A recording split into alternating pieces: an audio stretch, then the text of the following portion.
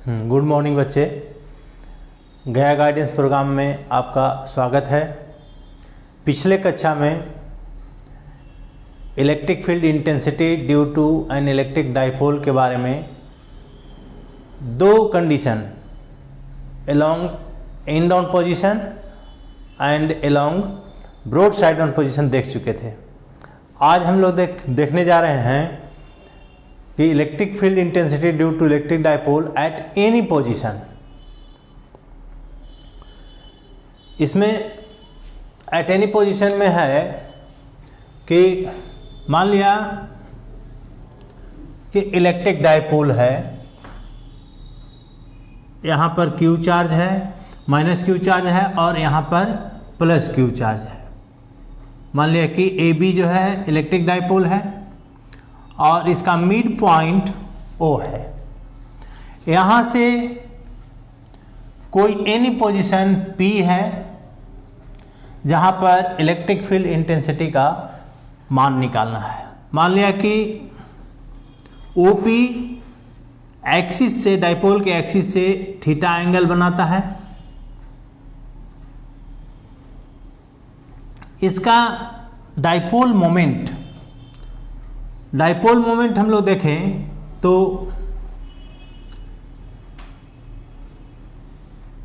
दो कंपोनेंट में dipole moment हमेशा निगेटिव बता चुके हैं, हमेशा निगेटिव से पॉजिटिव की ओर होता है। इस तरह इस डायरेक्शन में होता है डाइपोल मोमेंट। अब इसको हम लोग दो कंपोनेंट में तोड़ें तो along P direction, OP direction में यहाँ P1 माने और इसके परपेंडिकुलर डायरेक्शन में डाइपोल मोमेंट तोड़ें, मान लिया कि P2। इस तरह से डाइपोल मोमेंट वेक्टर क्वांटिटी है।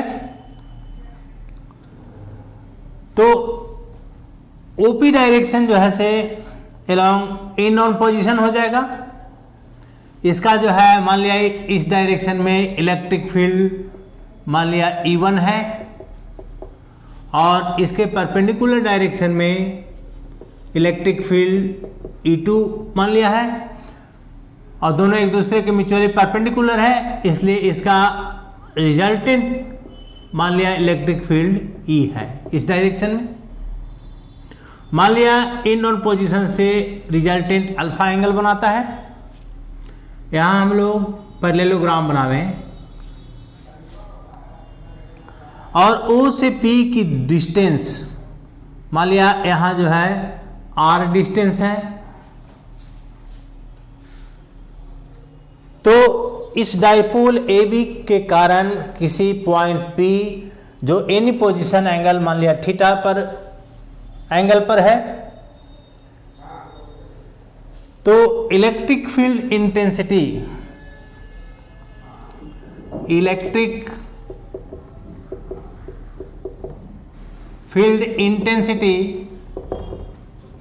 E1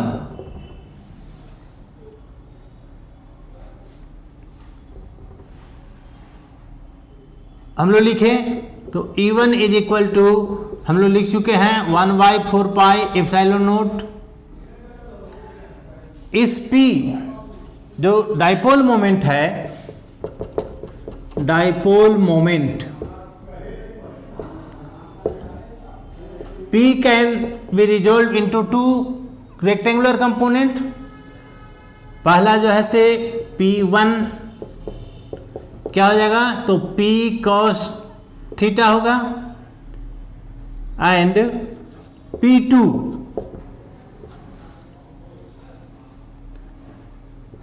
equal to P sin theta. यानी इस डायरेक्शन में P1 का वैल्यू हम लोग लिखें तो P cos थीटा और P2 का वैल्यू हो जाएगा P sin थीटा।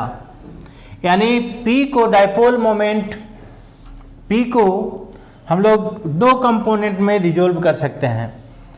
पहला along axial position P cos theta होगा और along equatorial position P sin theta. यहाँ ऐसा लिख सकते हैं।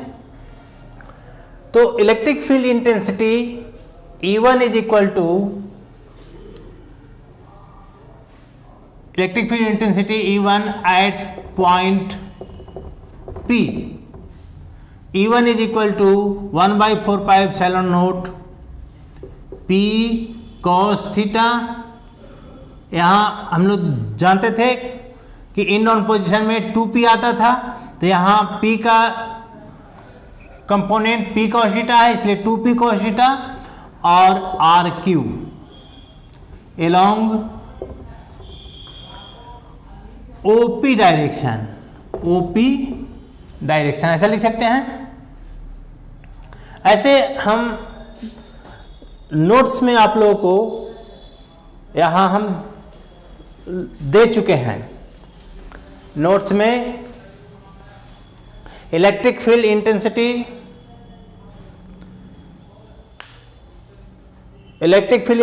Due to a electric dipole at some general points में, यहाँ ए बी डाइपोल है, बी पर माइनस क्यू चार्ज है और ए पर प्लस क्यू चार्ज है। डाइपोल आप लोग जानते हैं कि when two equal and opposite charges separated at very small distance constitute an electric dipole.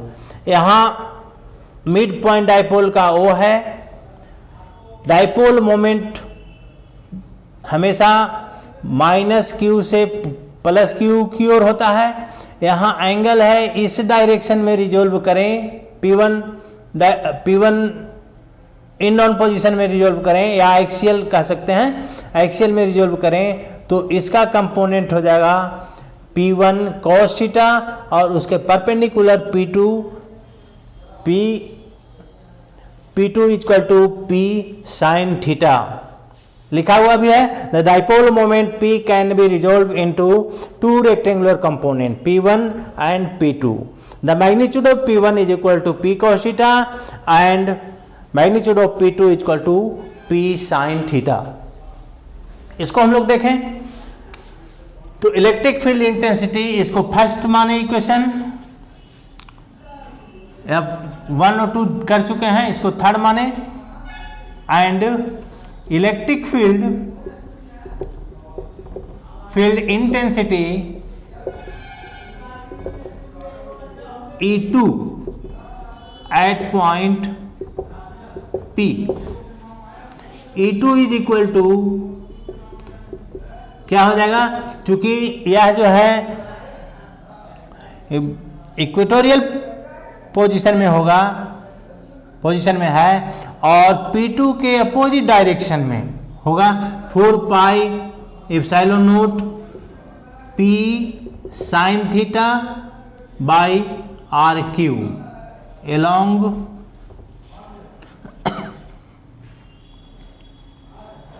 Opposite to P2 ऐसा लिख सकते हैं। इसको हम लोग फोर्थ लिखें। नाउ रिजल्टेंट इलेक्ट्रिक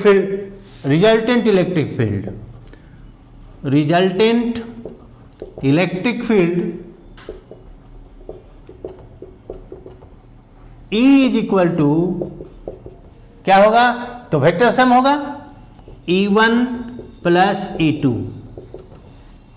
मैग्नीट्यूड क्या हो जाएगा, magnitude E is equal to E1 square plus E2 square under root.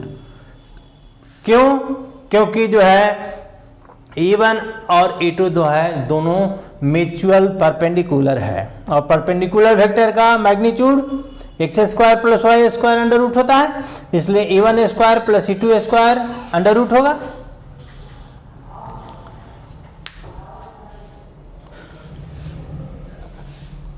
अब इसको हम लोग वैल्यू निकालें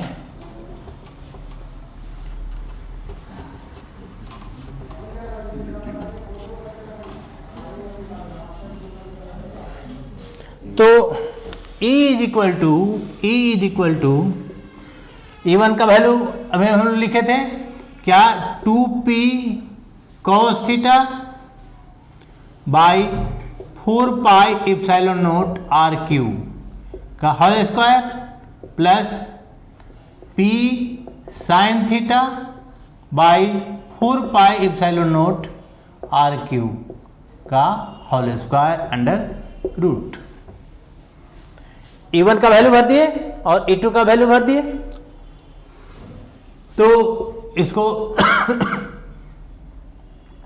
P कॉमन है दोनों में और 4 pi epsilon naught are Q common है, कॉमन ले लें, स्क्वायर है बाहर निकालेंगे तो क्या हो जाएगा P by 4 pi epsilon naught are cube under root में हो जाएगा 2 कॉस थीटा का whole square plus sine theta का होल स्क्वायर, ऐसा होगा। इसको लिखें तो P by 4 pi epsilon naught are cube, यहाँ हो जाएगा 4 cos square theta plus sine square theta under root. इसको एक कॉस स्क्वायर हटा लें तो होगा क्या 4 pi epsilon naught are cube, यहाँ हम लोग 3 cos square theta plus cos square theta plus sine square theta ऐसा लिख सकते हैं। और इन दोनों का वैल्यू कितना होता है 1, तो डायरेक्ट हम लोग यहाँ पर लिखें कॉस स्क्वायर थीटा यहाँ 1 लिख दें, यानी magnitude of E is equal to this much.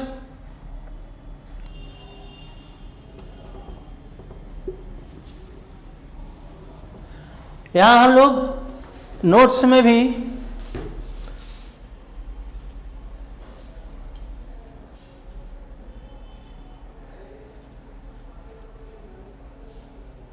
हम लोग का नोट्स में भी आया है कि the magnitude of E is under root E1 square plus E2 square. ऐसा क्यों? क्योंकि E1 and E2 are mutually perpendicular. यहाँ स्क्वायर किए, कॉमन ले लिए, यहाँ 4 कॉस स्क्वायर है, एक कॉस स्क्वायर इसके साथ जोड़ दिए तो यहाँ 3 कॉस स्क्वायर और sine square theta plus cos square theta 1 हो जाएगा। इसे इतना the resultant field intensity vector E makes an angle phi with the direction of E1। मान लिया कि यहाँ जो है इसके साथ जो है अल्फा एंगल बनाता है, तो यहाँ हम लोग रेक्टेंगुलर यहाँ देखें पैरेललोग्राम बनाए हैं, तो यहाँ एंगल के लिए इस E का एंगल के लिए हम लोग स्लोप लेते हैं। क्या लेते हैं? तो स्लोप tan थीटा। तो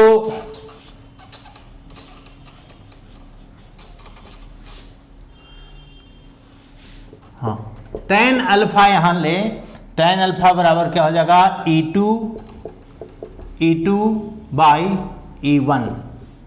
E2 का वैल्यू हम लोग जानते हैं क्या है, तो P sine theta divided by 4 pi epsilon naught are cube and E1 बराबर 2P cos theta by 4 pi epsilon naught are cube. ऐसा होगा, कैंसिल हो जाएगा, P से P कैंसिल हो जाएगा, क्या बचेगा? तो 1/2 sine theta by cos theta that is equal to tan theta, तो 1/2 tan थीटा, यानी tan alpha is equal to this much. और लिख सकते हैं alpha is equal to tan inverse 1/2 tan theta, यानी रिजल्टेंट इलेक्ट्रिक फील्ड का magnitude P by 4 pi epsilon naught are Q तथा under root 3 cos square plus 1, और angle direction क्या होगा? तो tan इनवर्स 1/2 tan थीटा। इसके बाद हम लोग को है इंपॉर्टेंट, इसमें केस देखें।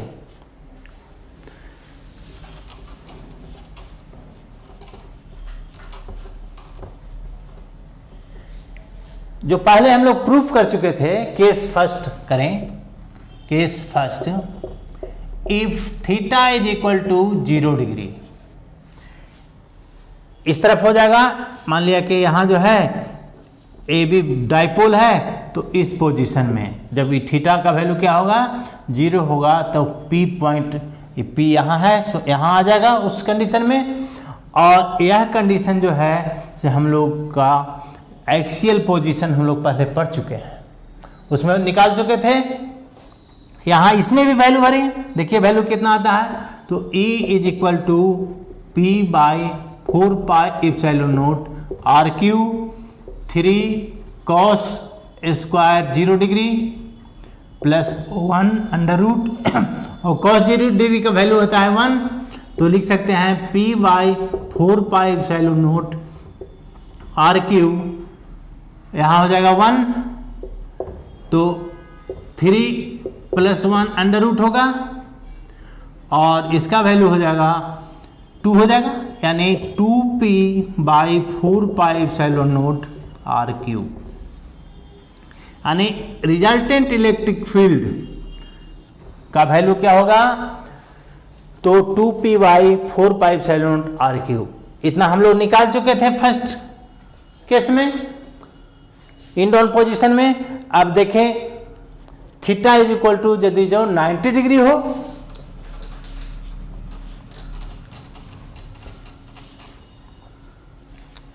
If theta is equal to 90 degree, put करें value E is equal to P by 4 pi epsilon naught are Q 3 cos square 90 degree plus 1 under root.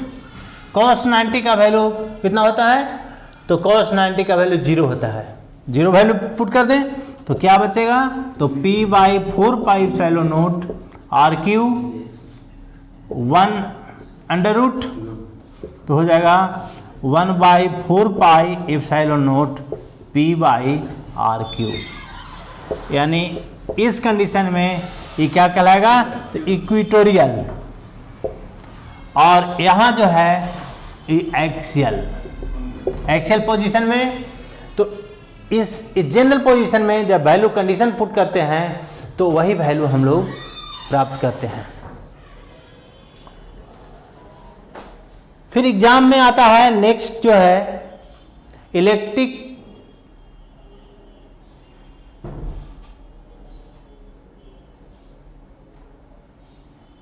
Dipole placed in uniform electric field.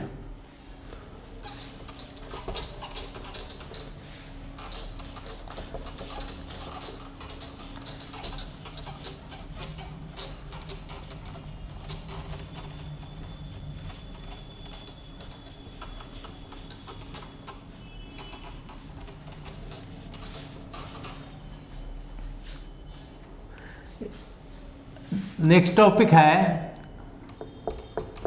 Electric dipole placed in uniform electric field. इसमें या कह सकते हैं क्या होगा जब electric dipole किसी electric field में रखा जाता है। मान लिया कि इलेक्ट्रिक फील्ड का डायरेक्शन इस तरह से है और कोई डाइपोल यहाँ ए बी डाइपोल है, इसका मिड पॉइंट मान लिया कि O है, तो यहाँ पर प्लस क्यू चार्ज और यहाँ माइनस क्यू चार्ज। अब प्लस क्यू चार्ज है तो इलेक्ट्रिक फील्ड मान लिया कि स्ट्रेंथ E है। अब इसके कारण प्लस चार्ज पर फोर्स लगने लगेगा, मान लिया कि इधर F1 लग रहा है, और माइनस क्यू चार्ज पर अपोजिट डायरेक्शन में फोर्स लगेगा, मान लिया कि यहाँ F2 लग रहा है। तो दो फोर्स लगने लगा एक साथ, प्लस क्यू चार्ज पर और माइनस क्यू चार्ज पर। तो जब दो फोर्स इक्वल और अपोजिट डायरेक्शन में लगता है तो टॉर्क उत्पन्न होता है। क्या उत्पन्न होता है? टॉर्क। टॉर्क कहते हैं when equal and opposite forces act simultaneously of a body constitute an torque उत्पन्न होता है। तो इसमें जो है से अभी रोटेशन होने लगेगा। मान लिया कि डाइपोल जो है इसका लेंथ 2a है और इलेक्ट्रिक फील्ड से एंगल थीटा बनाता है। यहां नोट्स में भी हम लोग दे चुके हैं।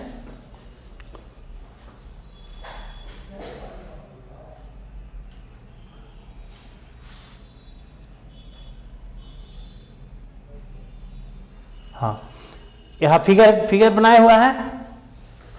ए बी जो है वो इलेक्ट्रिक डाइपोल है और इलेक्ट्रिक फील्ड ई जो यूनिफॉर्म है। यूनिफॉर्म इलेक्ट्रिक फील्ड मतलब जिसमें लाइंस ऑफ फोर्स जो है सभी जो है से समान हो, इक्वल डिस्टेंस पर हो, इक्वली सेपरेट, इक्वली जो है से हर जगह हर इलेक्ट्रिक फील्ड लाइन जो है से हर एरिया में बराबर हो। तो यहाँ जो है से इलेक्ट्रिक फील्ड स्ट्रेंथ मान लिया कि ई है और ई स्ट्रेंथ वाले इलेक्ट्रिक फील्ड में एक डाइपोल ए बी रखा जाता है जिसका लेंथ जो है से 2a है और इसका मिड पॉइंट वो है जो इलेक्ट्रिक फील्ड ई से एंगल थीटा बनाता है। इसका एक्सिस जो है एक्सिस ऑफ डाइपोल थीटा बनाता है। तो इलेक्ट्रिक फील्ड के कारण हम लोग जानते हैं किसी चार्ज पर जो है से फोर्स लगने लगता है। इलेक्ट्रिक फील्ड में कोई चार्ज रखा जाता है, यहाँ प्लस क्यू पर फोर्स मान लिया कि इधर लग रहा है और माइनस क्यू के कारण जो है से फोर्स अपोजिट डायरेक्शन में लगता है। तो इधर मान लिया कि F1 है, ऐसा फोर्स लग रहा है। तो यहां देखें हम लोग,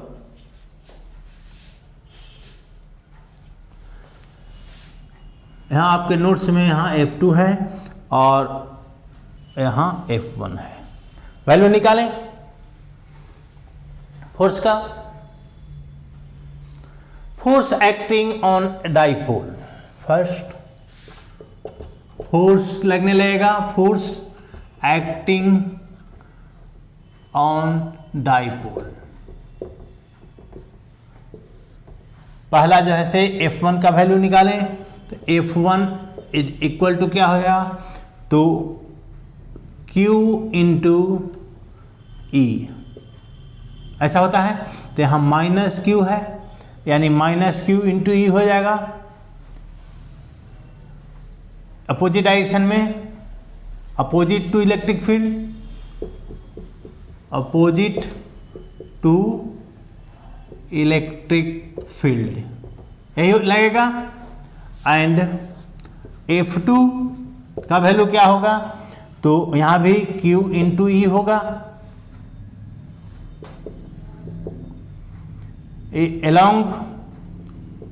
along electric field. Net force हम लोग देखें तो नेट फोर्स F मान लिया कि हो तो क्या होगा, F1 प्लस F2 क्या होगा, minus Q E plus Q E क्या हो जाएगा, 0। यानी F नेट F क्या होगा, 0 होगा। यानी कोई भी इलेक्ट्रिक डाइपोल किसी यूनिफॉर्म इलेक्ट्रिक फील्ड में रखा जाए तो उस पर टोटल फोर्स जो है नेट फोर्स का वैल्यू कितना होगा, तो 0 होगा।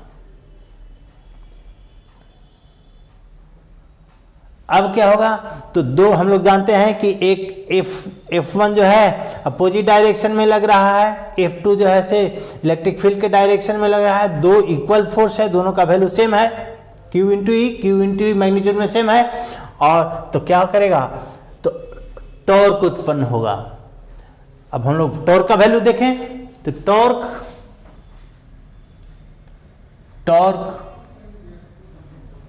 एक्टिंग ऑन डाइपोल, टॉर्क का वैल्यू निकालें। तो यहां से हम लोग परपेंडिकुलर, यहां से इस तरह से ऐसे बढ़ावें और यहां परपेंडिकुलर खींचें। ये एंगल थीटा है तो यहां भी थीटा होगा। मान लिया कि के है तो ए का वैल्यू निकालेंगे इस ट्रायंगल में, ट्रायंगल ए बी के में। तो ए के इक्वल टू हम लोग साइन लें, sine theta equal to perpendicular A K divided by hypotenuse A B, A K by A B का वैल्यू कितना है तो 2a है, और ए के इज इक्वल टू क्या हो जाएगा 2a साइन थीटा, यही होगा। और टॉर्क बराबर हम लोग जानते हैं, टॉर्क इज इक्वल टू होता है either force into perpendicular distance. Torque equal to, torque का वैल्यू फॉर्मूला क्या है, torque equal to either force, तो आइदर फोर्स का वैल्यू क्या है Q इंटू ई है, तो हम लोग उसका वैल्यू लिख दें Q इंटू ई, और परपेंडिकुलर डिस्टेंस कितना आया तो AK, तो हो जाएगा QE into 2a sign theta, और हम लोग Q इंटू 2a ऐसा लिख सकते हैं साइन थीटा, और Q into 2a is equal to होता है P डाइपोल मोमेंट। तो वैल्यू हम लोग लिखें इसका, तो टॉर्क इज इक्वल टू आ रहा है, टॉर्क इज इक्वल टू, इसको टाउ से डिनोट करते हैं, tau, tau is equal to Q into 2a बराबर होता है P ई साइन थीटा, यानी टॉर्क बराबर यहाँ ऐसा लिखें, वेक्टर क्वांटिटी है तो पी ई साइन थीटा, यानी P vector cross E vector, vector notation में हम लोग ऐसा लिख सकते हैं, यानी टॉर्क कंस्टिट्यूट प्रोड्यूस होगा, और टॉर्क का वैल्यू होगा torque equal to P vector cross E vector, यानी dipole moment, vector product of dipole moment and strength of electric field is equal to torque. ऐसे इसमें जो है से नोट्स में है अल्टरनेट मेथड भी हम लोग अति दे दिए हैं, और इस तरह से दूसरा मेथड से भी हम लोग निकाल सकते हैं। अब इसमें डिफरेंट केसेस हैं, कब टॉर्क कितना लगेगा उस पर हम लोग देखें कि टॉर्क का वैल्यू किस एंगल पर सबसे ज़्यादा होगा और किस एंगल पर सबसे कम होगा, उसको हम लोग देखते हैं। तो केस फर्स्ट, यानी theta is equal to, first में theta equal to 0 degree value ले, तो क्या हम लोग टॉर्क इज इक्वल टू निकाले पी ई साइन थीटा, यही वैल्यू आया था, तो थीटा इक्वल टू 0, यानी P E sine 0 degree, sine 0 का वैल्यू 0 होता है, तो क्या हो जाएगा p E into 0 is equal to 0, यानी टॉर्क का वैल्यू क्या होगा 0 होगा। यानी जब डाइपोल जो है इलेक्ट्रिक फील्ड के अलोंग हो, यानी direction between axis of dipole and electric field is equal to 0, angle between axis of the dipole and electric field is equal to 0, it means theta is equal to, यहाँ theta का value क्या होगा वो 0 हो जाएगा, 0 रखने पर sign 0 0 होता है, यानी टॉर्क जो है से 0 वैल्यू होता है। तो उस कंडीशन में क्या होगा, P जो है इलेक्ट्रिक डाइपोल मोमेंट, यहाँ हम लोग P और E जो है दोनों पैरेलल टू ईच अदर होगा। उस कंडीशन में क्या होगा कि यह जो है से डाइपोल जो है से स्टेबल इक्विलिब्रियम में होगा, जब कोई फोर्स नहीं लगे तो जैसा स्थिति में है वैसा स्थिति में ही रहेगा, यानी स्टेबल इक्विलिब्रियम, उस इक्विलिब्रियम को कहते हैं स्टेबल इक्विलिब्रियम। अब next second condition, case second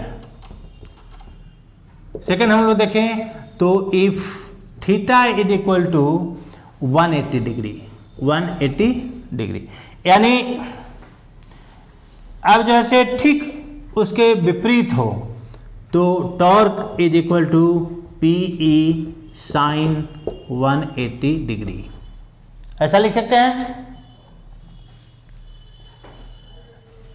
इसका वैल्यू साइन 180 डिग्री फिर 0 होता है, यानी P E into 0 that is equal to, उस कंडीशन में फिर जो है से क्या होगा, टॉर्क 0 होगा।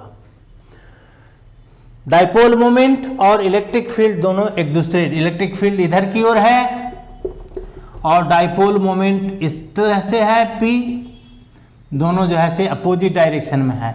एंगल कितना है, तो 180 डिग्री है। उस समय भी टॉर्क का वैल्यू जो है से 0 होगा, लेकिन यहां जो है से इक्विलिब्रियम जो है ये जो है से अनस्टेबल इक्विलिब्रियम होगा, क्योंकि तुरंत छोड़ेंगे, तुरंत चाहेगा फोर्स टॉर्क लग करके फिर अपना पोजीशन में इलेक्ट्रिक फील्ड के डायरेक्शन में आ जाए। इसलिए यह जो इक्विलिब्रियम होगा अनस्टेबल इक्विलिब्रियम होगा। और नेक्स्ट जो है केस थर्ड है, if theta is equal to 90 degree. Case third, if theta is equal to 90 degree, तो torque is equal to P E sine 90 degree, और साइन 90 का वैल्यू 1 होता है जानते हैं हम लोग, तो हो जाएगा पी टॉर्क, और साइन 90 बराबर 1 होता है, और यह जो है से मैक्सिमम वैल्यू होता है। साइन का कितना होता है, मैक्सिमम वैल्यू, यानी जो टॉर्क प्रोड्यूस होगा वो उसका मान जो है से मैक्सिमम होगा, टॉर्क मैक्स ऐसा।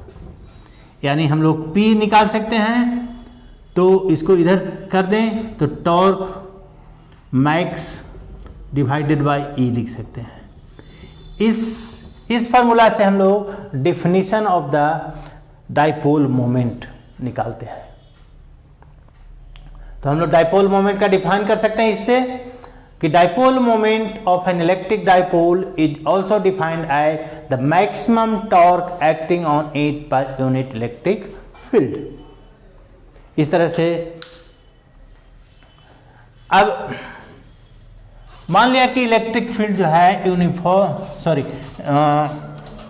इलेक्ट्रिक डाइपोल अब यूनिफॉर्म इलेक्ट्रिक फील्ड में रखा जाए और हम लोग उस पर टॉर्क लगाएं, एक्सटर्नल टॉर्क, तो उसमें पोटेंशियल एनर्जी में क्या प्रभाव पड़ेगा। क्वेश्चन आता है बोर्ड में, इंपॉर्टेंट क्वेश्चन रहता है इसका कि find the potential energy of an electric dipole placed in an uniform electric field. तो हेडिंग करें, potential energy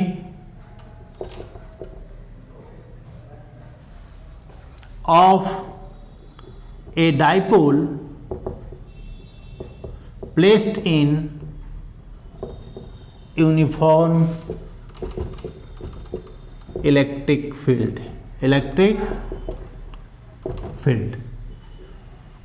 find the potential energy of an electric dipole placed in uniform electric field.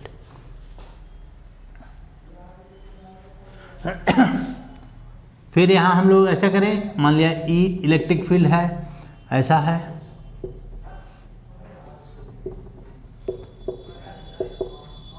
इस direction में है, और यहाँ जो है इस तरह से डाइपोल यहाँ रखा हुआ है, यहाँ -q +q। अब यहाँ मान लिया कि पोजीशन जो है A है, ऐसा रखा हुआ है, B पर है, तो हम लोग जानते हैं कि Q चार्ज पर इलेक्ट्रिक फील्ड के कारण फोर्स लगेगा, तो इधर मान लिया कि F1 लग रहा है, तो इधर जो है से मान लिया F2 लगेगा, ऐसा इक्वल लगेगा, ऑपोजिट डायरेक्शन में लगेगा।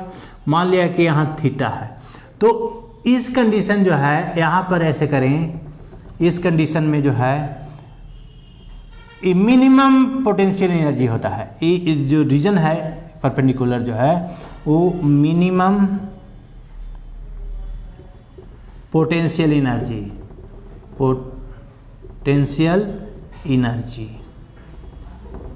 मिनिमम पोटेंशियल एनर्जी वाला जो है, मान लिया कि यहाँ मिड पॉइंट O है, ऐसा है, तो मिनिमम एनर्जी, तो यहाँ जो है इलेक्ट्रिक फील्ड से ये लाइन जो है वो कितना है 90 डिग्री एंगल पर बनाता है। जैसा कि नोट्स में हम लिख चुके हैं, बता चुके हैं।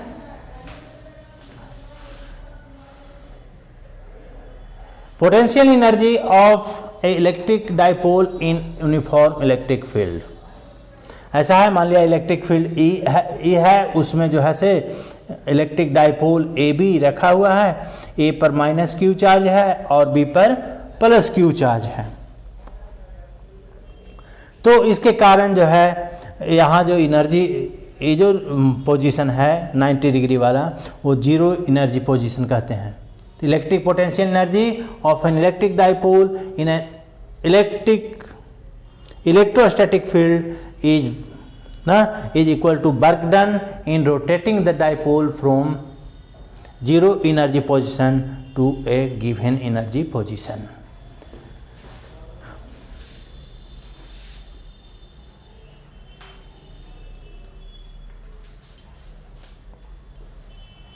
यहाँ हम लोग वैल्यू कैलकुलेट करें। मान लिया कि यहाँ जो है ई थीटा जो है यहाँ 0 से जो है 90 डिग्री से कोई एंगल थीटा पर घुमाया जाता है। एक्सटर्नल फोर्स लगाते हैं और घुमाया जाता है। तो टॉर्क इक्वल टू हम लोग जानते हैं, टॉर्क निकाल चुके हैं पहले। टॉर्क इक्वल टू क्या होता है, पी क्रॉस ई, यानी पी ई साइन थीटा अभी निकाल चुके हैं टॉर्क। और एंगल मान लिया कि डी थीटा से घुमावे। Let angle moved is equal to d theta. तो छोटा एंगल से घुमाएंगे। मान लिया कि यह जो है इस तरह से ऐसा घुमा रहे हैं, यहाँ जो है इस तरह से ऐसा, ई वाला जो है से मान लिया डी थीटा है ऐसा। तो डी थीटा से घुमावे तो कितना वर्क डन होगा, तो छोटा एंगल से घुमाएंगे, एंगुलर डिस्प्लेसमेंट छोटा होगा तो वर्क डन भी छोटा होगा। यानी मान लिया डी डब्ल्यू है वर्क डन, तो डी डब्ल्यू बराबर क्या होगा, टॉर्क इंटू डी थीटा। अब टोटल वर्क डन कितना होगा, तो इंटीग्रेट करते हैं हम लोग दोनों साइड में। कहां से कहां, तो 90 डिग्री से एंगल थीटा तक। तो 90 डिग्री पर हम लोग चूंकि मिनिमम पोटेंशियल एनर्जी होता है तो वर्क डन क्या होगा, 0 होगा।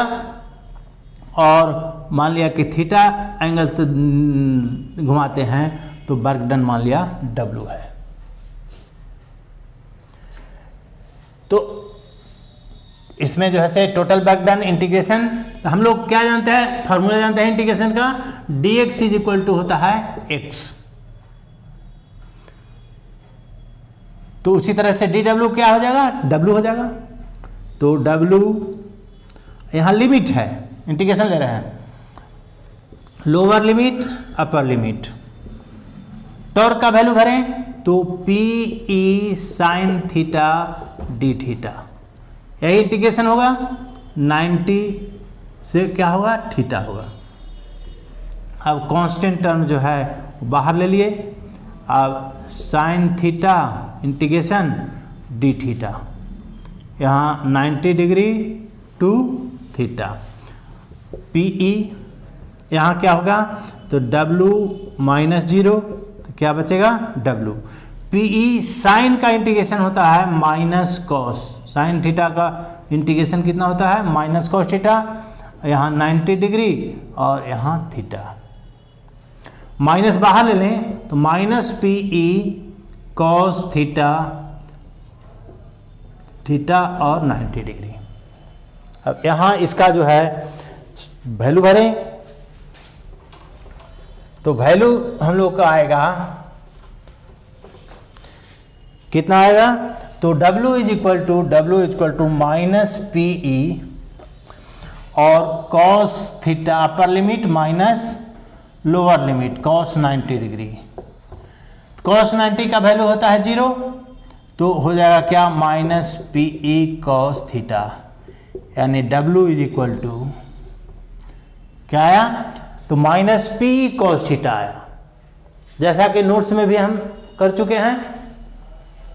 और work done is stored as a potential energy in the body.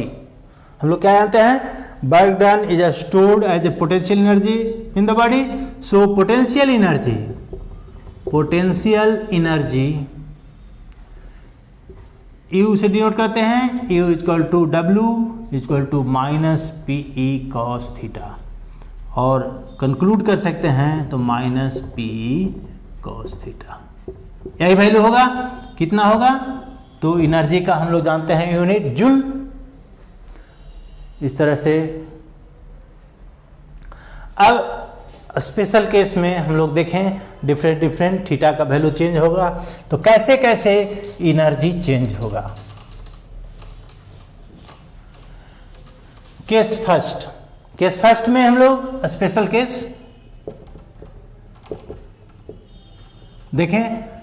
First, if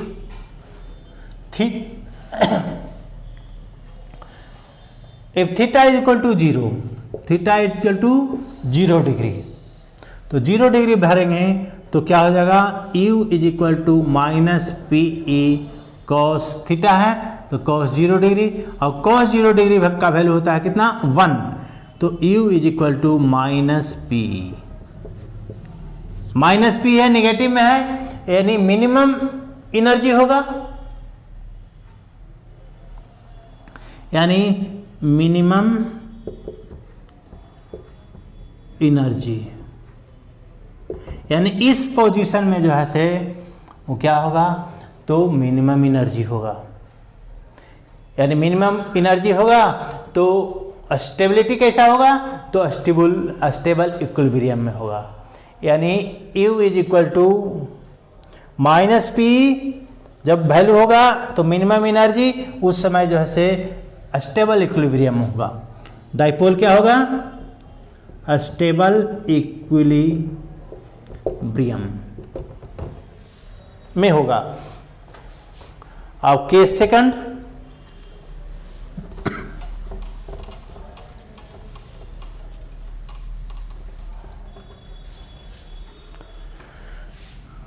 case second, if theta is equal to 0 degree,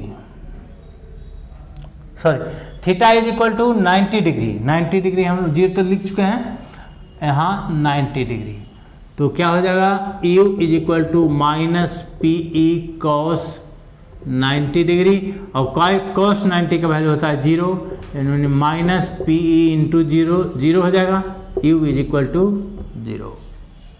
In this position, the potential energy of the dipole is 0. Next case, case third,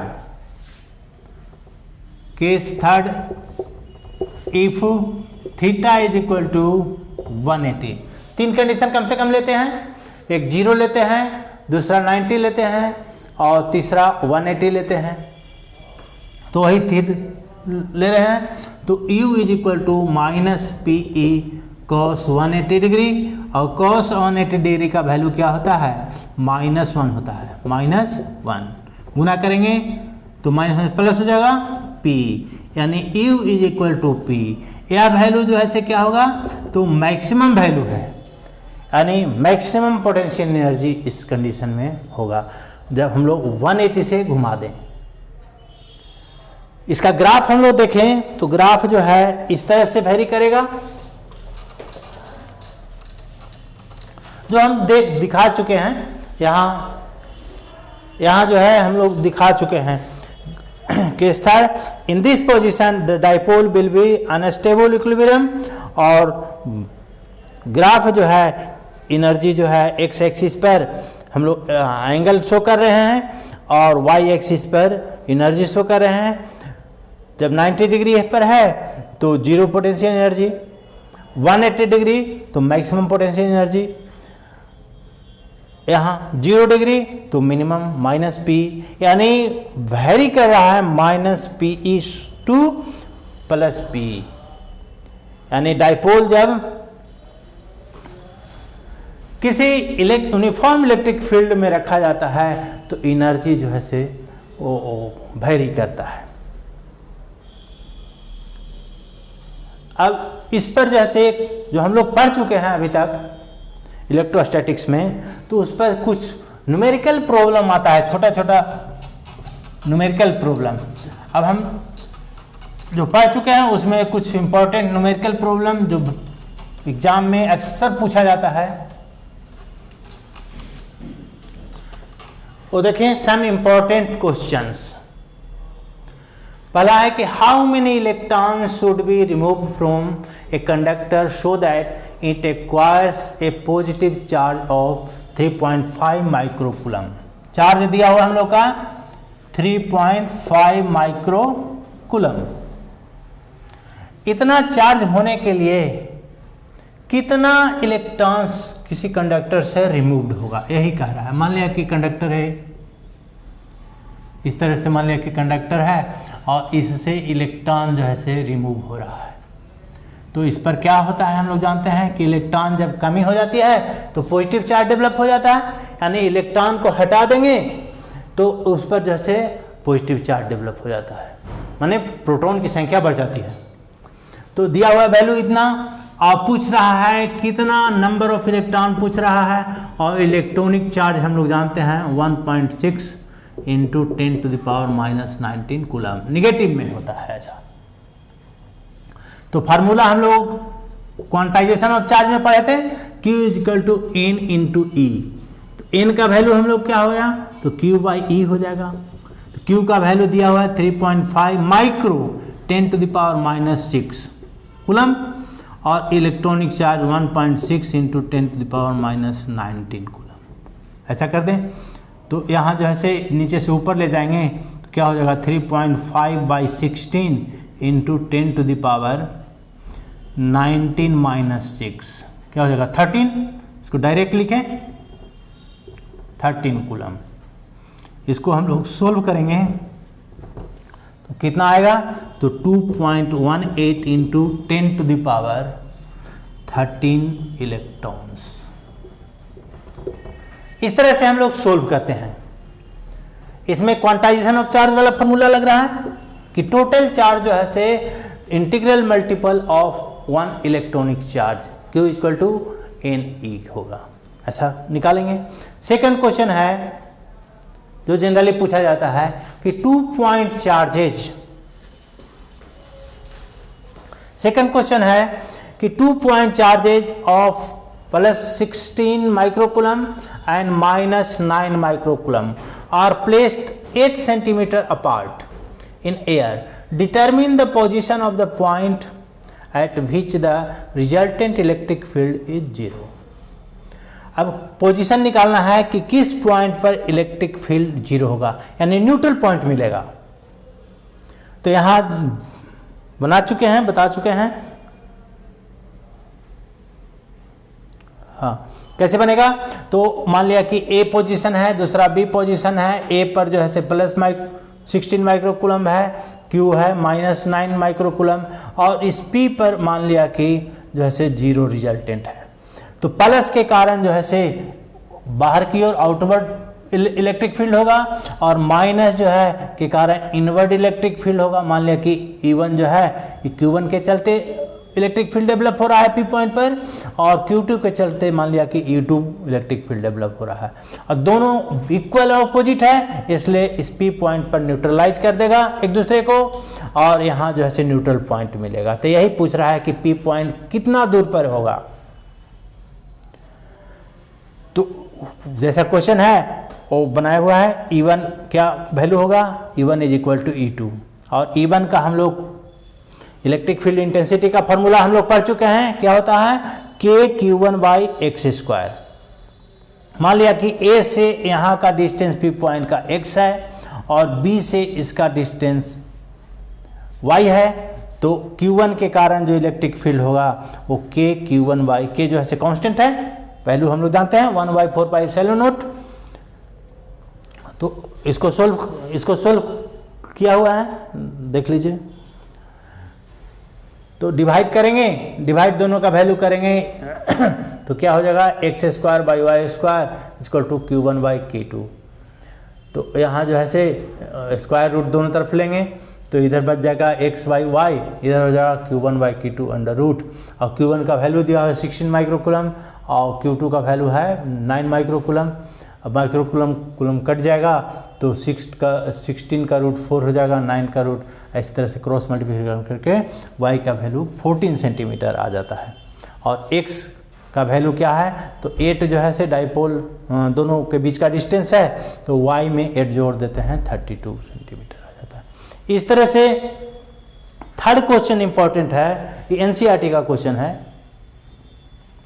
2 point charge Q1 and Q2 of 10 to the power minus 8 coulomb and minus 10 coulomb, 10 minus 10 to the power minus 8 coulomb respectively are placed at 0.1 meter apart. Calculate the electric field at point A, B and C as shown in the figure. ऐसा figure है, क्या है, A यहाँ पर है, mid point पर है, यहाँ B है, यहाँ C है, यहाँ पर Q1 है, Q1 रखा हुआ है, इसका जो है वैल्यू कितना है, तो 10 टू द पावर माइनस 8 है, और यहाँ पर Q2 है, इसका वैल्यू जो है इस तरह से minus 10 to the power minus 8 coulomb है। तो यहाँ जो है से इलेक्ट्रिक फील्ड एट ए, यहाँ पर देखें तो यहाँ प्लस के कारण इधर की ओर लगेगा आउटवर्ड, Q2 नेगेटिव है, वो भी जो है से अपनी ओर खींचेगा, यानी दोनों इलेक्ट्रिक फील्ड ऐड हो जाएगा, सेम डायरेक्शन में होगा। यानी ई मान लिया कि इसके कारण EA1 लग रहा है, इसके कारण EA2 होगा, तो दोनों का सेम मैग्नीट्यूड होगा और सेम डायरेक्शन होगा, तो केवल सिंपल ऐड हो जाएगा वेक्टर, क्योंकि इलेक्ट्रिक फील्ड इंटेंसिटी जो ऐसे वेक्टर क्वांटिटी है, तो ऐड करके वैल्यू हम लोग निकाल चुके हैं। EA1 बराबर आया है 3.6 into 10 to the power 4 newton पर कूलम, और EA2 का वैल्यू भी सेम आया है, तो दोनों का सिंपल ऐड हो जाएगा, तो क्या होगा 3.6 और 3.6 7.2 into 10 to the power 4 newton पर कूलम। अब इलेक्ट्रिक फील्ड एट बी पर देखें, बी कहाँ है, यहाँ पर है, तो यहाँ पर क्या है, प्लस जो है इधर की ओर होगा, माइनस जो है फिर इधर की ओर खींचेगा, तो यहाँ का डिस्टेंस दिया हुआ है हम लोग का, इसका डिस्टेंस Q2 का डिस्टेंस कितना हो जाएगा 0.05 0.05 0.05 तीनों जुड़ जाएगा, तो जुट करके डिस्टेंस जो है ऐसा करके हम लोग इलेक्ट्रिक फील्ड एट, ठीक सेम उसी तरह से करेंगे। EB1 यानी Q1 के कारण इतना आएगा, Q2 के कारण इतना आएगा, दोनों चूंकि नज़दीक में है Q1 तो ये ज़्यादा वैल्यू होगा, यानी अपोजिट डायरेक्शन में होगा एक, तो ये जो है सब्ट्रैक्ट हो जाएगा। तो Q1 का वैल्यू जो है B पॉइंट पर 3.6 इंटू 10 टू द पावर 4 आ रहा था, और इसका वैल्यू जो है से 0.4 इंटू 10 टू द पावर 4 आ रहा है, तो सब्ट्रैक्ट कर देंगे, तो 3.6 में सब्ट्रैक्शन होगा 0.4 का, तो 3.2 आ जाएगा इंटू 10 टू द पावर 4। इस तरह से अब NCERT क्वेश्चन है और इम्पॉर्टेंट क्वेश्चन है। इसी तरह से रिजल्टेंट सी पर जो है से हम लोग देखें, सी पर निकालना था, हाँ सी पर निकालना था यहाँ पर, तो प्लस के कारण इस डायरेक्शन में Q1 C डायरेक्शन में होगा, माइनस के कारण CQ2 डायरेक्शन में होगा, तो रिजल्टेंट इलेक्ट्रिक फील्ड E मान लिया कि इधर होगा। तो इस तरह से वैल्यू निकालते हैं, तो यहाँ जो है वैल्यू हम लोग का उस तरह से एट C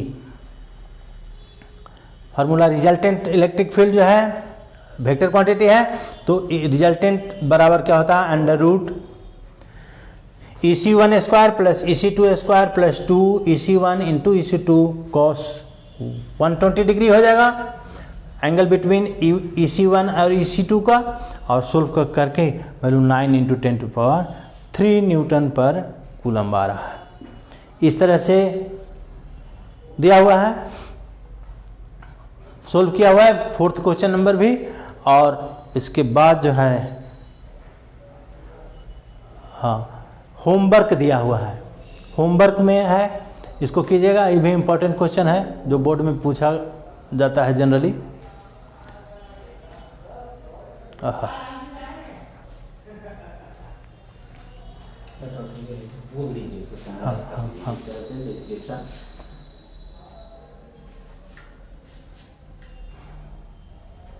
फील्ड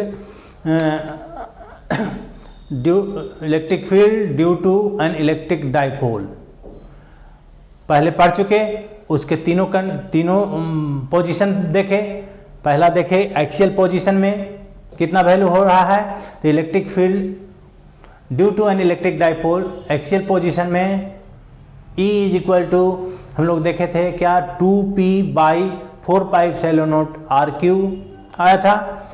फिर along broad side on position या इक्वेटोरियल पोजीशन में E इज इक्वल टू आया था हम लोग का, तो p/4πε0 r³ आया था। और इस तरह से एट एनी पोजीशन में भी हम लोग देखे क्या आ रहा है, तो E is equal to p/4πε0 √3 cos square theta plus 1 आ रहा है। इस तरह से दोनों कंडीशन जो है, अब थीटा का वैल्यू भरने पर 0 डिग्री और 90 डिग्री वैल्यू भरते हैं, तो उस वैल्यू में हम लोग डिफरेंट केसेस देख चुके। अब इसको नोट्स भी दिया हुआ है, आप नोट्स भी देख लीजिएगा दोबारे, और नोट्स देख करके। तो ठीक बच्चों, आज यहीं तक रहने देते हैं। नेक्स्ट क्लास में आगे जो है वो करंट इलेक्ट्रिसिटी का इम्पोर्टेंट क्वेश्चन कराएंगे।